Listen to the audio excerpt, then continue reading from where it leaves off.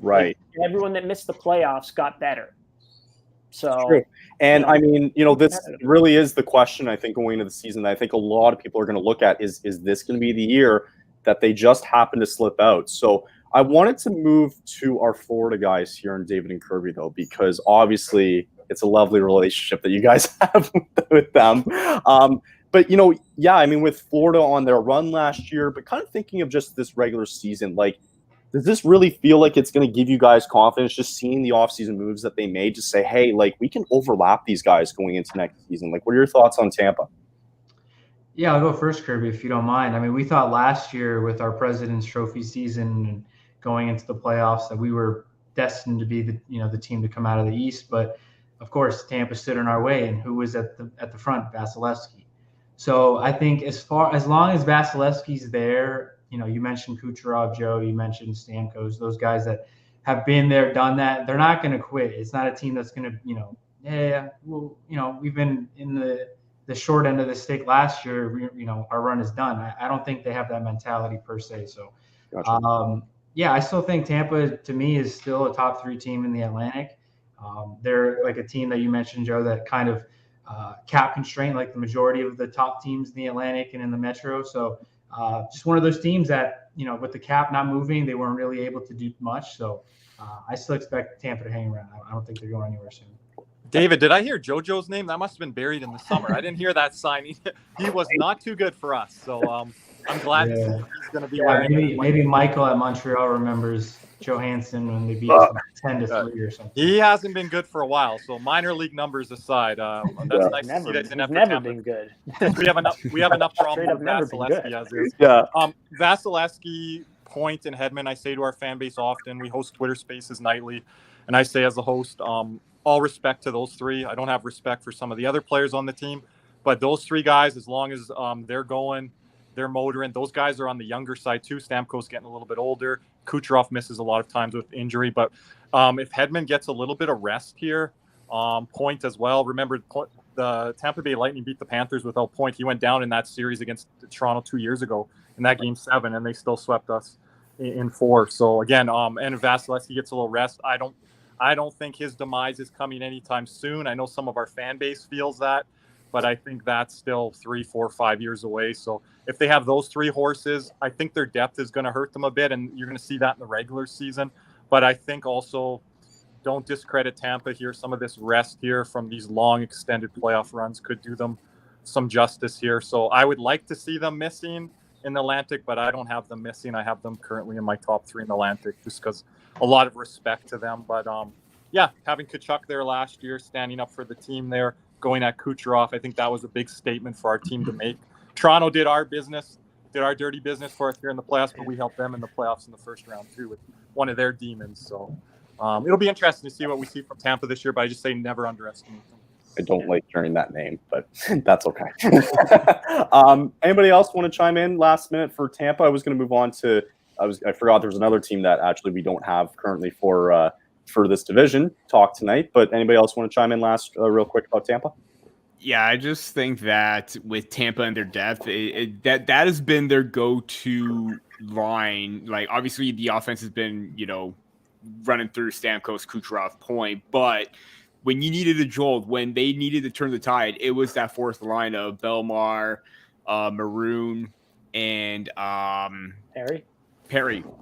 All of them are gone. And even Killorn, he was that big, power forward type player on the power play, creating havoc in front of the net. Who is going to do that right now? And as you brought up the graphic, Kyle, about all the additions, it doesn't look that all appealing. And their top 6, their core remains intact, but those depth players, it seems like other teams address their depth. Even Toronto addressed their depth and added that character and toughness factor. And it seemed that Tampa subtracted that. But considering how Tampa scouts and adds players, it may bode in their favor because they still do a decent job in trying to replace players. But now is going to be that transitional period of, can that bottom 6 or fourth line be a major factor this time around as opposed to previous years? Yeah, I think it's just real quick, too, before we kind of move on, with the fourth line that they had in Perry, Maroon, too, like I think Belmar, I believe, was a part of that fourth line. gone. Like boom, boom, boom. See you later, right? So yeah, like, and I think Joe, you made the comment earlier too about that bottom six, and yeah, it's they're gonna have to carry a lot of the load that some of the guys have left there for last season. I think that's gonna question a lot of the fans too. Is are they gonna be tough enough on the back end? When the duration of the season gets tough, right? So yeah, I mean, all good points. I don't know if anybody wanted to add in anything last second, but we can move on if that's good with everybody else. I just want to add one more quick thing. I wonder if other teams have found the playbook on Vasilevsky, because it seemed like Toronto had that during the playoffs with the blocker side, traffic in front. That seemed to play a big factor. I wonder if all the other teams are going to get in front of Vasilevsky and make his life miserable this time around, now that it seems to be a very, constant factor in regards to him letting goals by. I think that's overstated a bit. I think a lot of it had to do with fatigue, personally. Fair point. Small sample size. That's coming from our rival. Small sample size, no Cernak. Also, when you look at game 5 and 6, he was exceptional there too. Mm-hmm. So right. Cool. Yeah. Let's move on then if we want. I'll just get rid of this last team here. We don't, and then we'll move on to everybody's team that they want to talk about. But let's bring in Detroit here for a second. These guys, I mean, they obviously made a splash. We saw, and one person that's going to want to talk about it sure is Matt. So we'll probably let him start first, but just kind of going over a lot of the moves that they made. I think one of the early ones that we saw was, acquiring, they had Yamamoto, then obviously they didn't have any more, bringing in Costin. Now they bring it all of a sudden, they make the splash for DeBrincat, getting JT Compher over from Colorado, getting Justin Hall from the Leafs. James Reimer over from San Jose too, maybe to compete for the number one job there, adding in Gostisbehere. You get, Lyon, who, I mean, kind of had a resurgence a little bit towards the end of the season there for Florida. And then you see Sprong. And then very recently, that within the past week, they bring in Jeff Petrie from Michael's Montreal Canadiens. So as in terms of the guys that they lost, losing Lindstrom in that trade to Petrie, just a young prospect there. Losing to Nedeljkovic, who, really was supposed to kind of take that next step from Carolina and really didn't kind of fit himself into that rotation there. And then, Zadina obviously trying to find his footing. He heads out the door, and then Suter obviously goes to Vancouver, which we saw recently too. So now saying that, Petrie is a part of this team and DeBrincat is a part of this team, and now knowing that the Detroit Red Wings were kind of hovering around the playoff hunt last season too a little bit, a lot of people are going to wonder, are these moves, adding Compher, DeBrincat, Petrie and all that, is this going to be what it's going to take for these guys to get in? So I want to start with either Michael or Matt talking about either Jeff Petrie or Alex DeBrincat. Obviously, your reactions too on the trades, and how do you think that could benefit or hurt the Red Wings going into this season? Yeah, I mean, with Alex DeBrincat, I think that he wasn't necessarily a victim of poor performance. There were times where you wanted more for him. He didn't kind of stand out like the player he did in Chicago. Some people attribute that to him not having Kane with him, but I don't think that's really fair. He's quite a good player in his own right. I think it was mostly because as soon as Josh Norris got injured, Ottawa's lines went through a shakeup, and Shane Pinto stayed the second-line center for the entirety of the season. And, I mean, he had 20 goals as a rookie, but only about 30-ish points. And DeBrincat, having Shane Pinto as the center, I think didn't really help, because Shane Pinto was going up against tougher competition. He was more meant to have that full season on the third line and then maybe play top 6 minutes, depending on how that went. And that's not what ended up happening. Batherson was still coming back and recovering fully from his bad injury that he got at the hands of a Buffalo goaltender I will not name. But I think on Detroit, Alex DeBrincat will be penciled in on their top line, which he wasn't on Ottawa because Brady Tkachuk was there. And I think he'll have more opportunity. I think there were times where he just whiffed on open nets, or they were just like almost comically bad luck for him, where he would have like a beautiful chance on goal, and all of a sudden you just see a glove of a goalie come out of like nowhere behind a mass of bodies and save his shot, and he would look at the ceiling like, how does that happen? So I think he easily could have had 35 goals this season rather than the 27 he ended up with. So I think for Detroit, it's like you get a goal scorer that they, I think, really needed, especially because a guy like Raymond, who I liked a lot before the 2020 draft, but I think he didn't take a step this past season like some people thought he would.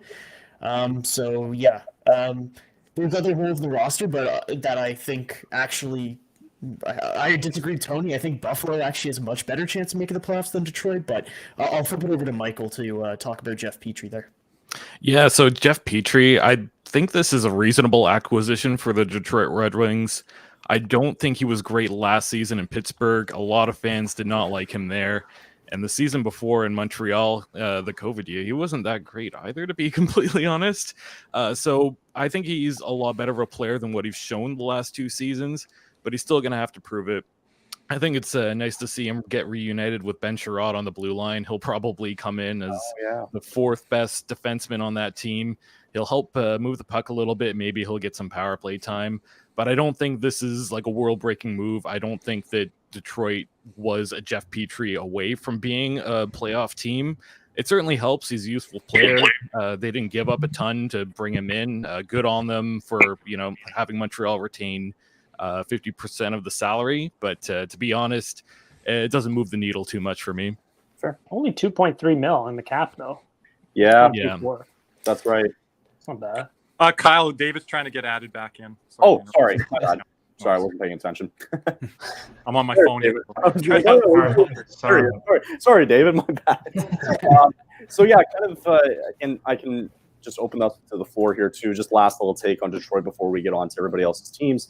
They added Reimer, and I really question, why can't Detroit, and this can be for anybody, are they just having a difficult time trying to find a number one goaltender? And that seemed to be the case for at least the past couple of seasons where, they think it's Nedeljkovic. He didn't really turn out well last year. So who are you going to turn to this year to kind of lock it down in net? Or is it going to be a lot of a splitting between the pipes again this season for Detroit? It's got to be Husso. You're paying him to do so, right? True. I didn't mean to rhyme that one, but that was good. That was good. Paying him pretty handsomely, right? Yeah. I think he's a decent goaltender. Probably a little bit overpaid. I mean, he had exceptional numbers in St. Louis for a pretty short period of time, I would say. So, I mean, you have to lean on Husso, but the defense also has to be better. I mean, you do have now Wollman-Seider, I think, could be a really good pairing. A lot of Detroit people loved Jake Wollman, who went to my high school actually for 2 years. I got cut from the junior team when he made it. So, but outside of irrelevant facts, I think their defense. I think that the Red Wings have improved, but is it enough to be contenders? Absolutely not. Is it enough to make the playoffs? No, but they are a better team than before. Right. I didn't like overpaying JT Compher. I think his 52 points this past year was the most fraudulent 52 points I've ever seen. I watched a couple games and I was just like, what does this guy do other than just be a Mikko Rantanen merchant? So right. Well, I mean, hey, he got his money too at the end of the day, right? So whether or not he's going to be another 52-point player, I don't know if he's really going to care at the end of the day. Yeah, so. He can wipe his tears with his 25 exactly. Great point by Joe there. I just wanted to jump in on that. Yeah. I've been watching a lot of Colorado film in the offseason here because of the Evan Rodriguez signing that we'll get into later. But Bednar would put JT Compher and a couple head scratchers out there late in games, and Evan Rodriguez would be on the bench. I'm why is Compher out there? Why is Lehkonen out there late in games? And I thought the same, Joe. I thought so. As Bednar gets a lot of credit for a lot of things that he does there in Colorado, I didn't agree with the utilization of JT Compher there. And you've got questions with Detroit on the back end there. Not an analytics darling team. Ben Sherratt's of the world. I'm not a big Justin Hall guy. I watch him a lot in Toronto. People say he's a whipping boy. I just don't think he's a capable defenseman. So I don't really know what Detroit's doing there with the defensive situations and signing Andrew Kopp to what they did 2 off seasons ago, which I like, and JT Compher, who I don't like. A lot of money there for those forwards and wingers that I don't know if that's how you should really build your team, especially in this Atlantic division. Yeah. No, great points. Okay, so let's move on. I kind of did a disservice there to David, so I apologize for not seeing you there. So why don't we go to you guys as a little bit of a makeup here? So let's jump into the Eastern Conference champion, Florida Panthers. I know it's not Stanley Cup champion. I apologize. But let's jump in here. And to be honest, this probably was the story of the season and the playoffs combined last year, right? The team finished 8th in the Eastern Conference, getting in as the last wild card spot.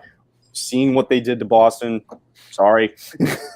Seeing what they did to Toronto, sorry. Going to Carolina, right, sweeping them, and, you know, having this incredible run, right? Like, I think it took a lot of people by surprise. I doubt anybody had them, and they were massive back bracket busters too, you know. And so, yeah, I mean, obviously you want to carry that success, and now you feel like you have a foundation to build off because of the success that you had this last season, right? So, you know, Kirby, you mentioned there too, and you'll be able to talk more about Evan Rodriguez, bringing in Mikkola, who is part of that defensive crew in New York there. Asplund, bringing in Ekman Larsson, who some people might have forgotten that he's heading to Florida now as well, after he was bought out by Vancouver. They extended Luster. I had to include it. I'm going to butcher his name. Luster We just call him Lusto. Okay, beautiful. Perfect. And then, so yeah, like, and as key pieces that they didn't really lose, I mean, you know, okay, yes, you lose Gudas, Mark Stahl, and maybe Duclair, but you're going to give some of these younger guys a chance, I think, as well, right? I think Gudas, he got his money. He clearly wanted a lot for what he was able to do in the playoffs this year. And, you know, now he's heading out to Anaheim. So I will leave the floor with David and Kirby and how you guys think the offseason went, and are we able to continue to build off of that amazing run that we saw in the playoffs last year? David, go ahead. Yeah, I mean, we talked about this offseason really being important for Zito last year with that mega trade we did with Calgary between Tkachuk and Huberdeau and Uyghur that opened up money. Who? Huberdeau. I didn't see Huberdeau last year. Oh, we had our eye on him a lot. Great. Down here in Florida, we loved him, but, you know, we love Tkachuk now. That was David's point. That was one of your favorite guys. Yeah, he actually wished myself. Go fuck yourself.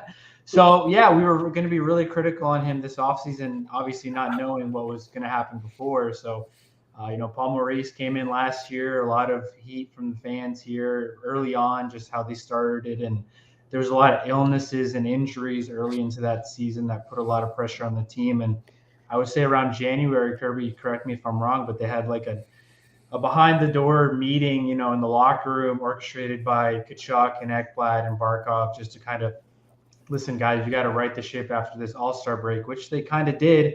And like you said, if it wasn't for some help at the end from, Chicago beating Pittsburgh or something like that in the last few games, this Cinderella story never even would have happened. So, but talking about this season, a lot of players that they did bring back. I think they're one of the few teams, if the only team, that bring back the top 10 scorers from last year are all returning. We know that Brandon Montour and Ekblad are going to be a bit injured at the beginning of the year. So, a lot of that was done in the offseason was beefing up that defense. Like you said, Ekman Larsson. We added Mike Riley, Dmitry Kulikov, Mikula. I'm probably forgetting one more, but a lot of defensive in depth that we didn't have last year. So, Kirby, I know you're going to mention some names like Gustav Forsling that's going to have to really step up early on. So, really, really eager to see how the Panthers start because, like you said, last season in one win or 1 point away from not even having a playoff berth to having a Stanley Cup playoff or Stanley Cup final appearance. So a lot of pressure early on for this Panthers team. And just before you start, Kirby, too, I don't know what the injuries were like after the run. What's that going to play into at the start of the season? Yeah, we still probably have to hear reports on Luosterainen's injury coming back from the broken foot in the Eastern Conference final. Obviously, Tkachuk's broken sternum. So there was a lot of injuries there. Sam Bennett was seen with a walking boot on his foot at some of the weddings. A lot of Panthers got married over the offseason here. So we've seen Montour in the sling and Ekblad and Bennett with the boot and stuff like that. So, and Ekblad, he had 3 injuries. So he had the shoulder, broken foot. What was the other one, David? For who, I'm sorry? Ekblad? For Ekblad. He had 3 injuries. Yeah, broken foot and a couple of separated shoulders. No big deal. Yeah, so a lot of injuries coming into this season, and that's why I think the Panthers could start a little slow. But just going back to David's point there, if it wasn't for Alex Lyon, who's now in Detroit, the Panthers wouldn't have this to talk about either. So it was really interesting to see how Bobrovsky took over at a certain point in the playoffs. Lyon got us there. And what happens with Spencer Knight coming back from the player assistance program? I think they're going to start him a little slow. He could start in the A with Charlotte. So the goaltending situation, if the Panthers can figure that out, I think they're top or near top of the division. If it kind of plays out like last year, where it was a struggle there for quite a while until Alex Lyon kind of saved the season for the Panthers, then it'll be very interesting for the Panthers. But I do like the new additions. I'm big on Mikkola, big on Evan Rodriguez. I think Evan Rodriguez will help not only on the power play, which we need as that trigger man, a guy that can finish. I know he's not a good shooting percentage guy, but I think playing with guys like Barkov and Kachuk and Reinhart, really smart, cerebral players, I think Evan Rodriguez will fit really good in the Florida system. And Mikkola is going to replace Gudas and Stahl kind of combined. He's not going to have those bone-jarring hits that Gudas comes with, but he's going to make smarter reads than Gudas does. And Mark Stahl, a lot of work on the PK and shot blocking, but at his age, not really a mobile defenseman. So I think Mikkola playing with, the Adam Fox and with Crosby and McKinnon, I think these guys will fit in really nice with a very skilled Panthers team. Good. Evan Rodriguez to me is like one of the most underrated guys in the NHL. He can play both ends of the ice at 5-on-5. He's defensively sound. Offensively, he can slot in anywhere. I'm actually shocked that after his time in Pittsburgh that nobody jumped at signing him, and then he went to Colorado for cheap. So finally a team recognizes that, here's a depth player who can really slot in anywhere in your middle six and provide. So obviously being that he signed in the Atlantic Division, I was like, oh, of course. But happy for him that he's finally getting recognized with a 4-year contract. So I think that was a pretty savvy signing by Florida. Yeah, really good signing. I do want to move on. I know we're kind of nearing an hour mark here, so I want to give everybody a chance to kind of talk about their team, and I hope that's okay with you guys. So why don't we talk about the team that Florida knocked out in the first round there, Drew? If you want to talk about them, we can. Let's bring up the graphic, though. Let's talk about the Boston Bruins, because probably, again, another one of the bigger storylines, too, this offseason was the Patrice Bergeron retirement, right? I think a lot of people, you can kind of argue that maybe some people saw it coming, maybe some people didn't, but obviously a big loss. And, they got to rename that Selke trophy after him now. It's just, it feels right, I think. That's just my opinion. But just kind of looking at the graphic here, it's astonishing to me that you see the record there. You see them finishing first. Okay, they lose in the first round, and then you go right underneath it, and it's just a complete overhaul, right? Bringing in Lucic from Calgary, bringing in Shattenkirk from the Ducks. You got Morgan Geekie now from Seattle. Van Riemsdyk all of a sudden. Boquist coming in from Columbus. Patrick Brown to add a little bit to the bottom six, and Magna as well. And then, like I mentioned, they're losing Bergeron, losing Taylor Hall and Nick Foligno in the trade over to Chicago. Bertuzzi goes to Peter and Joe's Toronto team. Orlov getting out the door because he wanted $7 million. Hathaway, who's a big part of that team. And then, again, Krejci kind of retiring as well, too, right? So a lot of changes because it was, frankly, a crazy season if you include the offseason for Boston, right? So, Drew, I'll kind of give the floor to you. And, you see all these moves. You see everything that kind of happened this offseason. How do you feel now that the season's kind of getting closer and all of a sudden these news start to break that you see the retirements, you see these additions and subtractions? Where do you sit on all this? Yeah, so first of all, welcome to my therapy session because we have not fully unpacked all of this yet on Brews and Bruins. We got as far as the Bergeron retirement, and then we haven't really talked too much about the additions and about Krejci especially, but that graphic, just as I read that, just got worse and worse and worse as we went down. Sorry. It's it looks good. It looks like it's well designed. It's just the content wasn't great. As a Bruins fan, Bergeron retiring. I was 6 or 7 years old when he was drafted by the Bruins. He was that guy that me and so many people in my generation grew up with, as he is the guy, and he wasn't even the captain for the vast majority of his career, but he was still the staple guy there. And just beyond his play on the ice, just a huge, in terms of the culture of that team and of that organization, and losing that, the future still looks bright and we still have a core there, but it's just, you lose that huge piece of the culture there and that real core. He was the core. The Bruins built this team around him when they moved on from Joe Thornton. So it's really the end of an era, and then Krejci going with him. It just really marks that, Chara, Krejci, and Bergeron were those staple guys for so many years.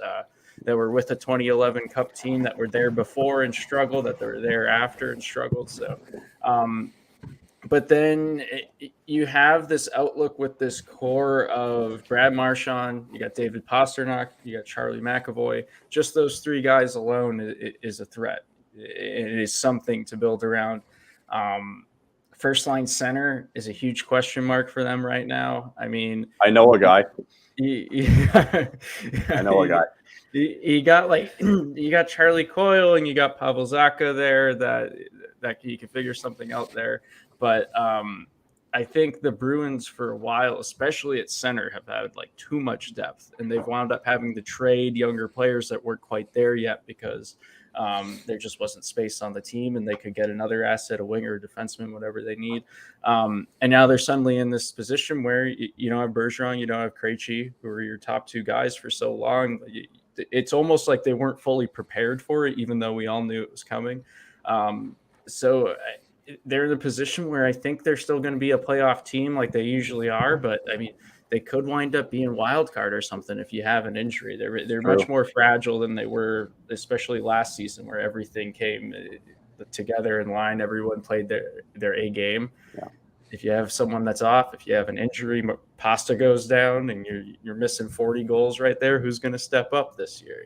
You don't really know yet. Who's going to fill the shoes, right? Yeah. Anybody else want to just quickly chime in on expectations, what we think for Boston coming up this season? Yeah, I love their off season. Oh, that's it. I loved it. Bye, Bergeron. Bye, Krejci. You got Milan Lucic now, though, so he's going to fight a lot. It's going to be good. Yeah, it's going to be fun if you're there. Have a few beers, watch a brawl back to Lucic and Ryan Reeves. Are you kidding me? No, lead the league in penalty minutes, and that's all that matters. We're done with the no points. resentment from Joe at all. I was just about to say, President's Trophy curse. It's alive and well at this point. It's so real.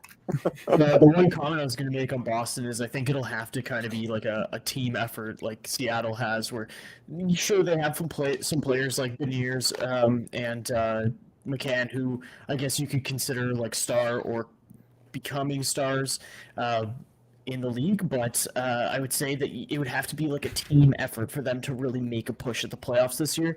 I know a lot of people always throw at me, Boston deserves the benefit of the doubt, and for me, it's like usually I'm totally there. And last season, I wasn't counting them out, but I was like, I'm not sure, and they proved me wrong. And they had an amazing season, regular season anyway. This season, I truly am outside of a handful of players. I'm really struggling to see how the team makes playoffs, but I'm sure they'll somehow prove me wrong again. So, because they shocked everyone last year, right? So, yeah. All right, cool. Let's move on. Michael, you ready? Oh yeah, let's go. Okay, let's do this. All right, let's talk about Montreal here. So I mean, it's gonna be a bit of an uphill climb. Let's be honest. I think it's gonna be tough. It's a tough Atlantic Division this year. But let's bring up the graphic here and see their beautiful record from last year of 31-45-6. Didn't go well, but I mean, hey, you bring in David Reinbacher now from the draft. Trying to man up that defensive core a little bit. You did have Petrie. And then you lost Petrie. I had to throw that in there in case you see that. But the biggest addition, I think, for you guys, you can argue that it was Alex Newhook, right? So bringing him over from Colorado, you can talk a little bit about, how he's going to fit more into a role with this team.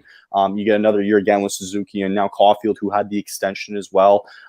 Bringing in Anderson, Casey DeSmith now as a backup too. So, now maybe he can try to find a little bit of light and see, hey, maybe I have a real opportunity to be a number one goaltender here. And then acquiring Lindstrom from that Detroit trade recently with Jeff Petrie.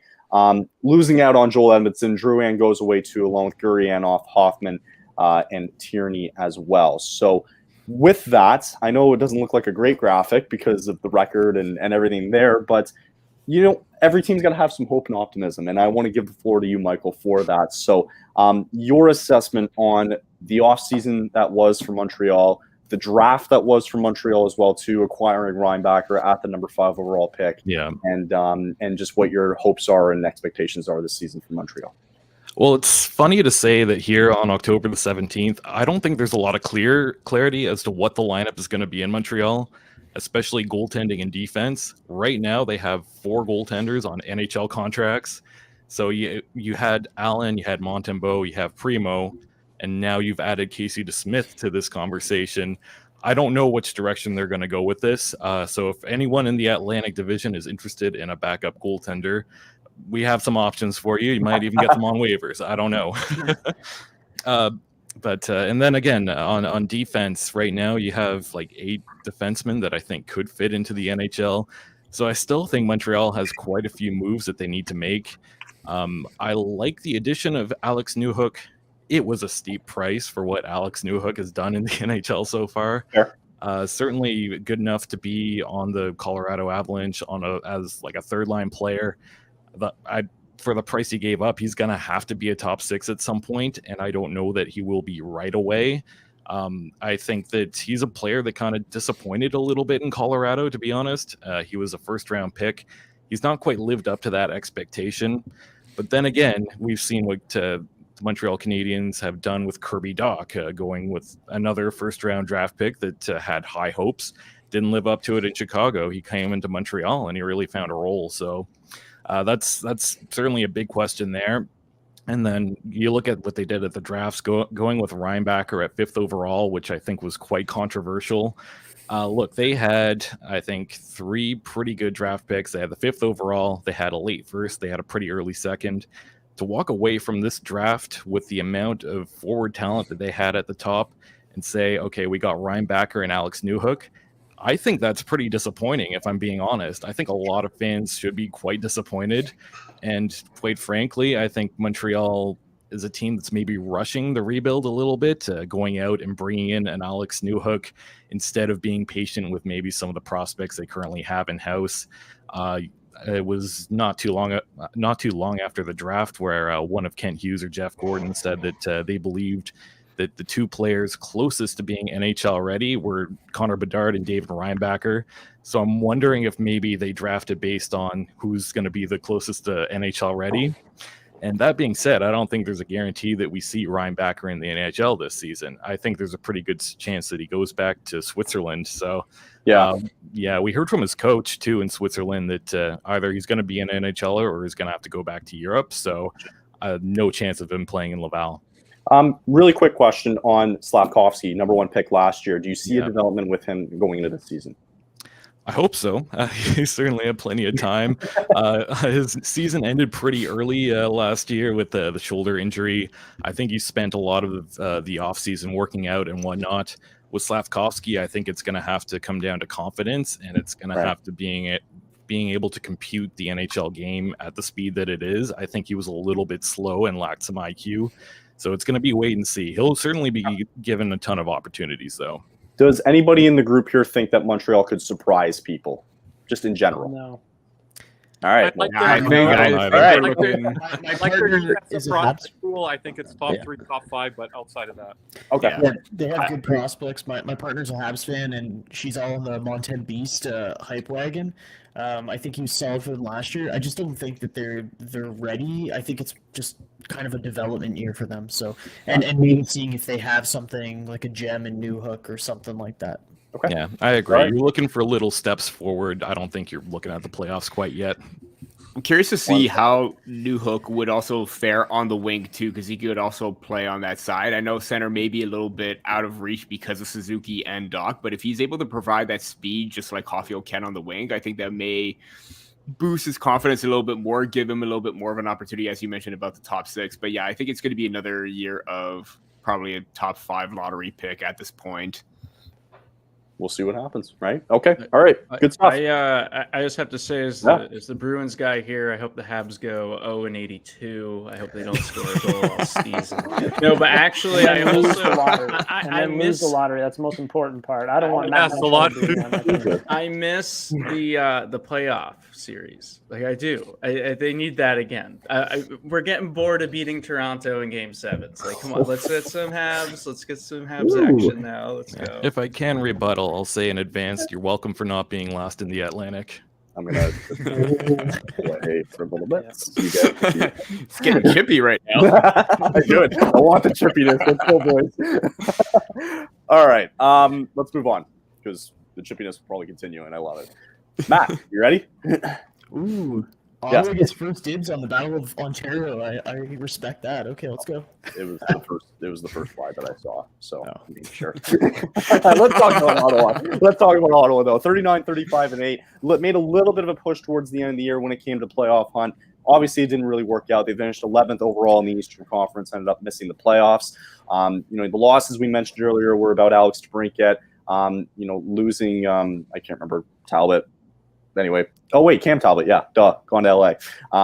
Julian Gauthier, Gambrell, and then Brown as well too. He is out. But one of the recent big additions that you guys had coming alongside with Kubliak from the Brinkat trade, the biggest one was Tarasenko. He signs the 1-year deal with you guys, and also too as well, another big one that you had early on in the offseason was the number 1 goaltender now in Jonas Korpisalo, and then you can see Sabranko also came in as well with the Brinkat trade too. So probably one of the teams in the NHL that everyone's going to look at alongside maybe Buffalo, if you want to argue too, about is this the year? Because at some point you're going to be on the clock, right? Like you have to make a move at some point. So is there pressure for Ottawa going into the season thinking, hey, we have to do something now or else we're in a world of trouble? So not Ottawa's expectations going into the season.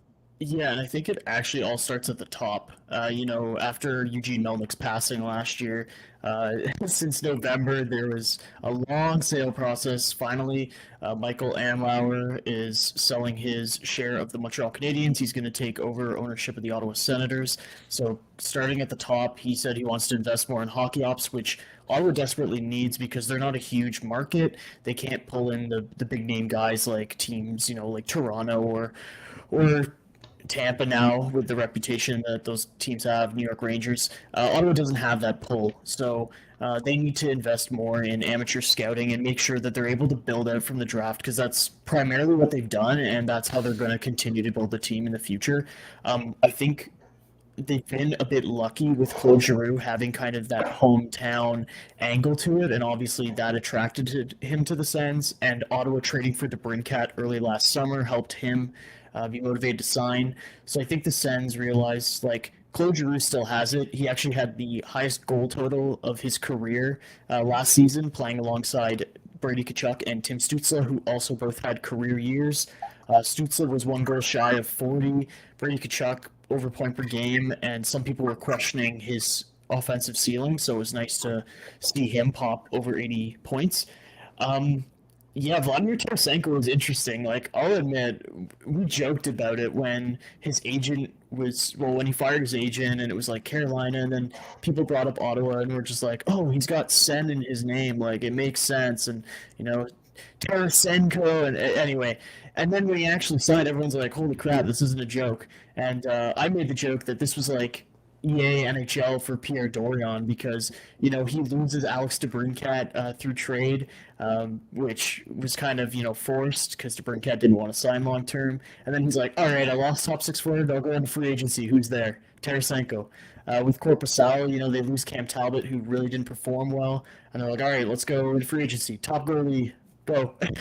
Yeah. And, we had Aaron Portzline on our show, and he's covered Columbus for his entire career, basically. And he was saying quite good things about Korpisalo, and that after he got his hip surgery, that he played much better. So I think Korpisalo coming into Ottawa, having a friendship actually with Anton Forsberg, they won a championship in Cleveland together with the Monsters. So they've been a tandem before, so I think that helps there too. The blue line, Hamonic is not going to be playing top 4 minutes. Jake Sanderson showed he is a very capable NHL defenseman. Full year of Chychrun, hopefully a full year of Norris. Holden's out. Zaitsev is not going to play on the Ottawa Senators anymore. Thank you, Chicago. So there's a lot of moves that they made to fix their depth. They do lose some of that, warrior status by letting Austin Watson go to free agency, but they just didn't have the money for him. They still need to make a move to get Shane Pinto to sign on this team because he's an RFA waiting for a contract. So they still need to make a little bit of wiggle room, but I think their depth's in a much better place than it was last year. And I think there is going to be a lot of pressure on them to make the playoffs because they have really put all their chips in. Pierre Dorion's job is on the line. He has not made the playoffs in his tenure as GM since the 2017 run. And DJ Smith has yet to show that he can win in November. So Ottawa really needs to come out of the gate flying. Otherwise, a lot of heads are going to roll, I think. Okay. All right. I just wanted to mention, too, I don't know where Drew went, maybe technical difficulties, but in case it was great having him on if for some reason doesn't come back. I want to know what the Battle of Ontario boys feel about the Ottawa Senators going into this season. Yeah, it all depends on how well Tarasenko is going to be. I think that it was a great signing, but there's still a lot of question marks. Are you going to get the 82 point forward that we saw last season, or are we going to get, the inconsistency and a little bit injury results or injuries that we saw this season, because he didn't quite have the impact when they traded him to the New York Rangers. Kind of didn't look that great in the playoffs as well. And the same thing with Korpisalo too. Like, I do understand that, they need an extra goalie. He has shown glimpses of brilliance, but even in the playoffs with the LA Kings last season, didn't quite, obviously the Kings were kind of a bit of an underdog in the playoffs, but they wanted a little bit more from him. He didn't quite have the result as well. So those are going to be the two key factors as well. And also the addition of Jacob Chychrun. I think if he's healthy, similar to Chychrun, Tarasenko, if he's going to be healthy, I think this is going to be a big part of the blue line, because he's got the mobility, the two-way play, the booming shot from the point, adds to that defense. But I think it's just a little bit, wary on the injury side of things, because when, he was probably being linked to Toronto as well, or when they were in the sweepstakes as well, that was one thing that was my concern, was the injuries. So see what's going to happen, but they did make the necessary moves. It's just a matter of getting the results at this point. Yeah, it's funny. I like the one game that I remember from last year that was so vividly was that brutal.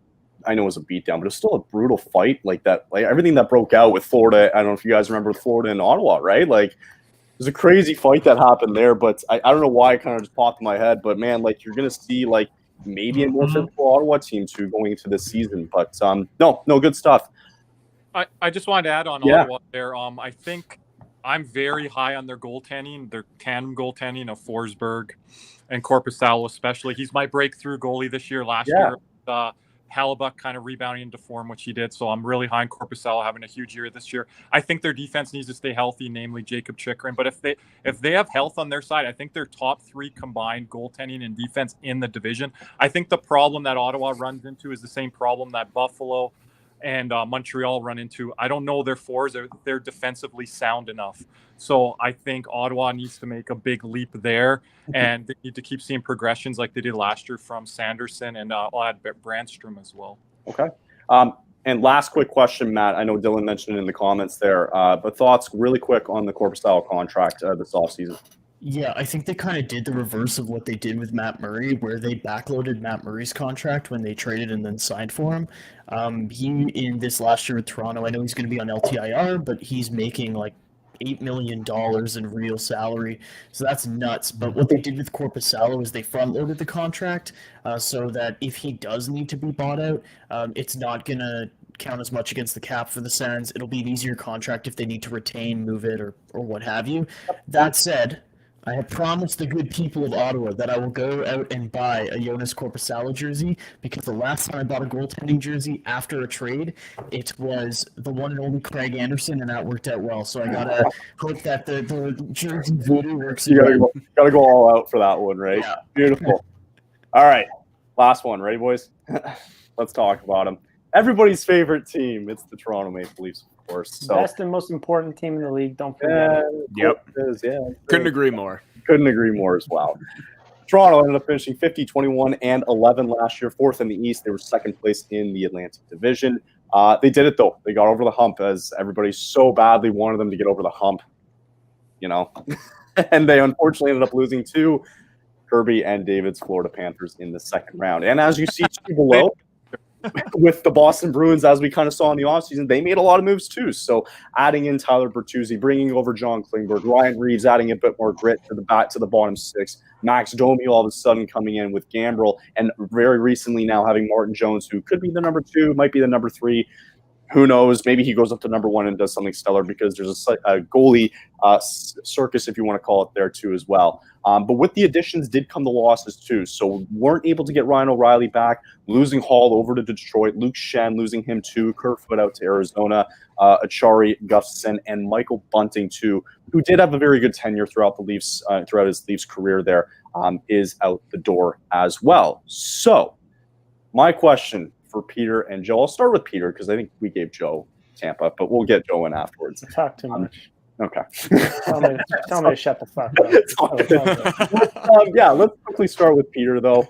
Hey, it's great. You made it over the hump. Obviously, expectations were probably as high as ever when they made it to the second round. Didn't go their way, unfortunately. Now you look at this next year, and all of a sudden there was talks too about the Matthews and the Nylander contract. Nothing's been official yet, but just based on everything that we've seen in the last 3 months, what have your thoughts been this offseason? What are you hoping to see in your expectations for the Leafs this season? Change of mentality and character. I think that was the biggest thing that Trey Living said. When he went out and signed Reeves, Domi, and Bertuzzi, he wanted to add that, those characteristics of snot, piss, and grit, all those things that made this team a little bit more difficult to play against, kind of like the Florida Panthers, kind of like the Boston Bruins. And Bertuzzi, Domi, and Reeves brings that, Bertuzzi with the skill to play alongside top-tier players, mixing it with in extracurricular activities, if you want to call it, after the whistle, post-whistle scrums.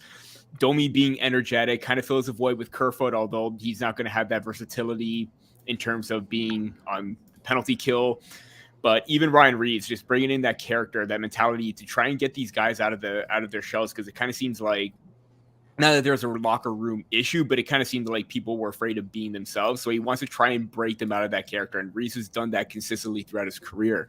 So if he's able to do that and change the characteristic and the mindset of this team and kind of have that shift in, winning, creating that winning mentality, kind of like what the Florida Panthers did, bringing in Matthew Tkachuk, because that seemed to help them out big time.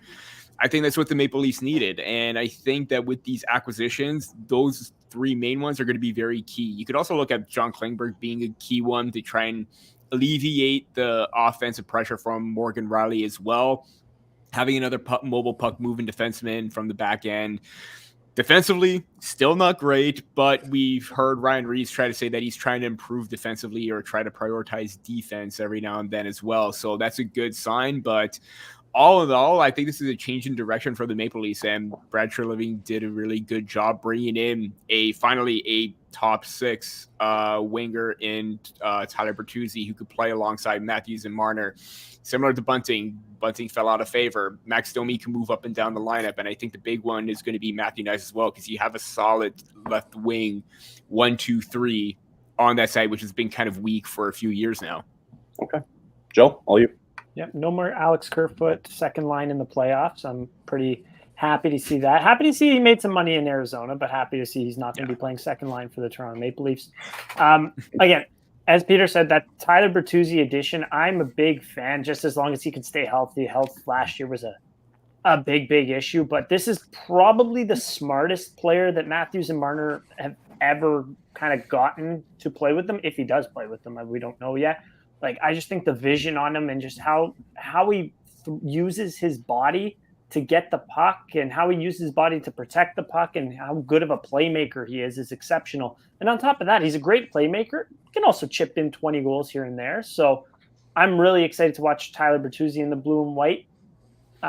John Klingberg is an exceptional skater. So good that he was actually playing left. He's a right-handed defenseman. He was playing on the left side from what I saw from Minnesota last year because they had so many right-handed defensemen and did a decent job.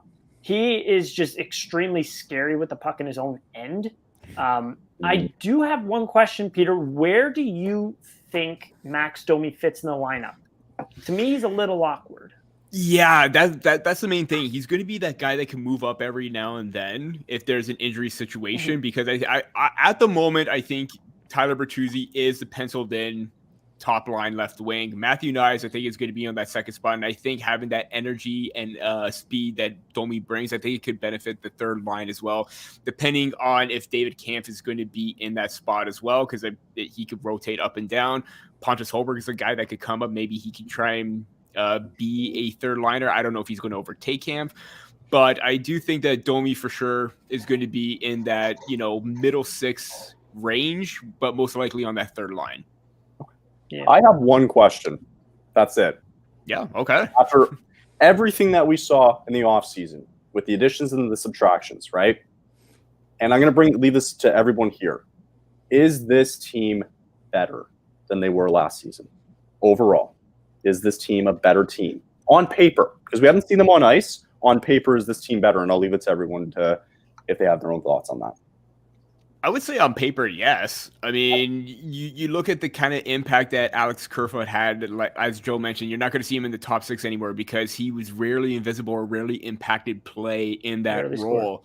Again, you got those high energy guys that could go in and establish the forecheck, establish the attack, and that was something that was lacking because it seemed like players were afraid to do that. I think you're going to be a little bit more competitive with this Maple Leafs team up front, and obviously on the back end or even up front as well. I do hate losing Luke Shen and Noel Acciari. I love them. I love the acquisitions.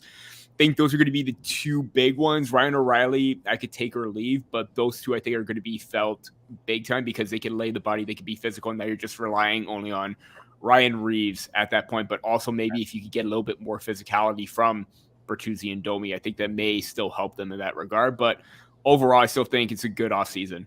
Okay. I thought Kyle's question was going to be, what are the Leafs going to do with the cap situation? Does that mean Brody and Yarncroke aren't going to be there? Because that adds great question. Yeah. In regards to the cap, you can't trade or get rid of Brody. I think he's too important at this point. If you do move Yarncroke, I can see that, but I still think that he could bounce back after quiet playoffs because he was really effective in the regular season. I think if you do move one of those two guys, it is going to be Yarncroke, but Brody I still think is going to be very impactful because he looked really good at times with Jake McCabe as that shutdown kind of tandem. Okay. Anybody else? Yeah, sorry, go ahead. I was going to say my worry is if they put Morgan Riley and John Klingberg together, that is going to be like a defensive black hole. It's either opposite-handedness, and that would be a big worry of mine if they were somehow matched up together at some point this season. So, gotcha. I think Max Domi is going to be a fan favorite, obviously. Agreed. Based on his dad, and he's a guy who, he won't bring a lot of defense, but he's offensively, he has some talent there, and of course, energy guy. I think that it's kind of fun that he's back in Toronto, even though, Sens fans don't have a lot of love for Domi. I think it was going to happen. He was going to make his way to Toronto, so it kind of feels right that he's there, and I'm kind of hoping that the Battle of Ontario, especially with Reeves being added by Toronto, and Ottawa signing Zach McEwen, who I can only assume they signed for 3 years, that they're like, you have Reeves for 3, well, we have McEwen for 3, so I don't know. They're just going to throw hands a lot, and hopefully keep Brady Tkachuk out of the box, because I know Brady likes to throw down as well. So And Michael, real quick too, you guys have the first game of the season against the Leafs, so any quick thoughts on that? I'm thinking Xhekaj versus Reeves is going to be the first fight that happens. Yes. I would love to see that. I'm not going to lie. Yeah. We know the Leafs always have trouble with their first game of the season, whether it's against Ottawa or Montreal. Very true. Yeah, it's true. Yeah. So I think that's a Montreal win. Correct. David, any thoughts real quick on the Leafs?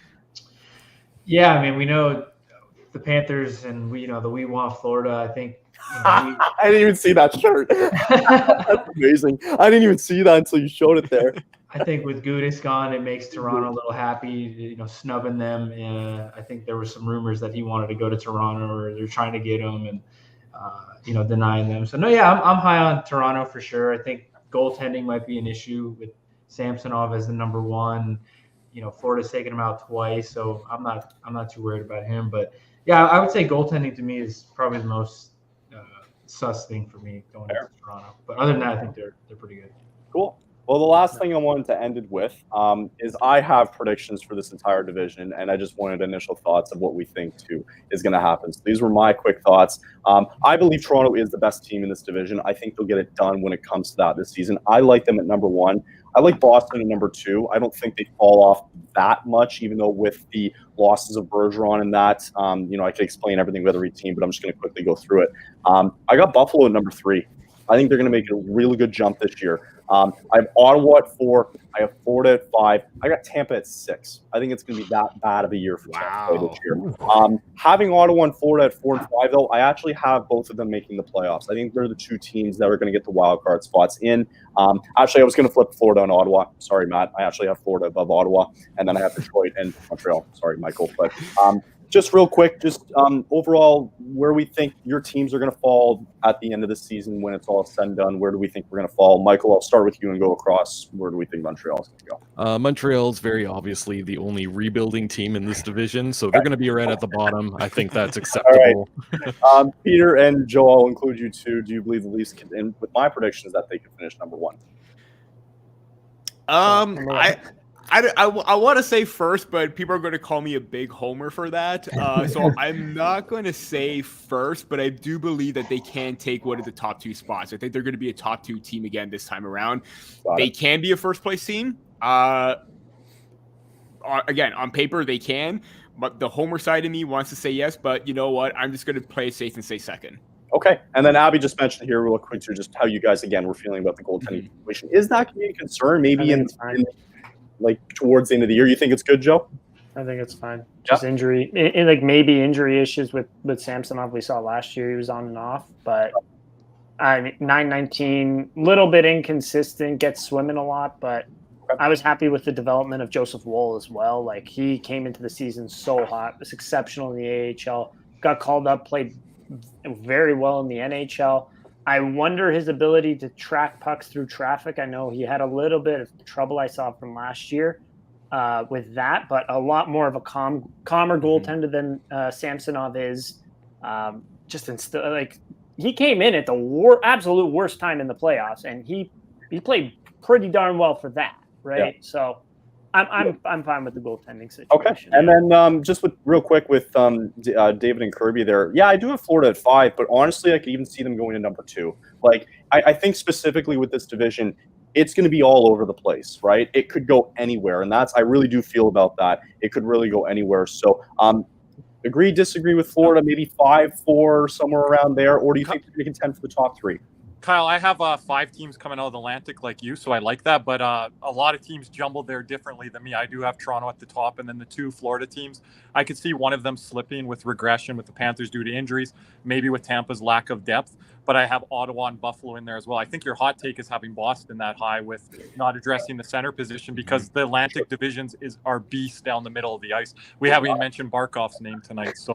Like it's going to be a challenge for Boston to finish that high. If they finish that high, they should be ecstatic. Yeah, but I see Florida around 2nd, 3rd. But with the injuries to Montour and Ekblad early, I wouldn't be surprised if it was wild card area if one of Ottawa or Buffalo jump up, which I'm high on both of them. Yeah, I didn't think about that Boston number 1 center, so you have a good point there. Matt, real quick too, is Ottawa going to really contend for this top 3 wild card position too in the Atlantic as well? I mean, I'd like to say yes on paper, sure. If you just look at the roster on paper, I think, yeah, you could say they have a chance at top 3. I think the problem with Ottawa is that they haven't proven that yet. So with them, like, while Boston earns the benefit of the doubt, and it's hard to say that they will miss the playoffs. For Ottawa, it's like hard to say that they will make the playoffs because there's been a lot of progression in guys like Tkachuk and Stützle, but like others have mentioned, they need to stay healthy, and they just need to get average goaltending this season. Last season, they rotate through like 7 goalies, and it was a mess, a lot of injuries. So, yeah, I would like to see them compete for a 3rd in the division behind like Toronto and maybe Tampa or Florida or something like that. But I could see them and Buffalo being neck and neck for either the top wild card spot or maybe that 2nd wild card spot. Cool. All right, I'm done with all you guys. Thank you all, though, appreciate you guys coming on. I know Drew kind of left, maybe he had technical issues, but I'm going to make a big post afterwards too, including all your podcasts as well too, to make sure you guys get a chance to go listen to them. If you guys get a chance to, for who's still tuning in, check out tomorrow night. We're going to do the Metro Division tomorrow night, and next week we have the Central and the Pacific Division. But guys, I appreciate you all coming on tonight. Thank you for the talks. Thank you for the good takes and all that.